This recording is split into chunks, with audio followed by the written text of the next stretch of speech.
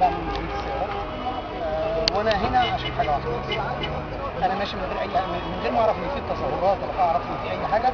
فلما لقيت التظاهر ده، فانا كنت منقوذ في الاول فعلا، انا كنت بنقذ التظاهر ده في الاول.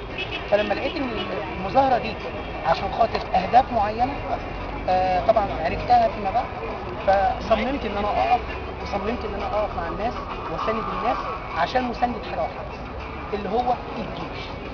الجيش ملاذنا الاخير في البلد دي، لان الجيش لو سقط الشعب المصري كله يسقط.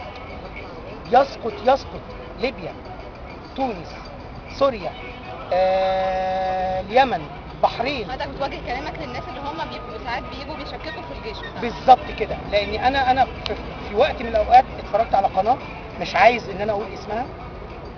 انا عن نفسي كراجل بسيط قاعد في بيتي، شككوني في الجيش.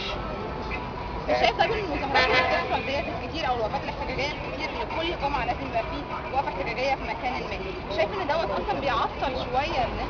هو طبعا انا اقول لحضرتك حاجه، الوقفات الاحتجاجيه اللي موجوده في ميدان التحرير دي بتعطل حاجات كتير قوي، بتعطل البلد، بتعطلنا احنا كشعب.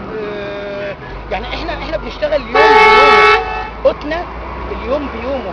يعني الواحد مننا لو كسب 30 جنيه في اليوم يحمد ربنا، بياكل عياله ويشربهم. انما الوقفه دي دلوقتي انا عندي استعداد اقف الوقفه دي 3 ايام ورا بعض، ومش عايز فلوس من حد، وما باخدش حاجه من حد، عشان مسانده الجيش فقط. شكرا.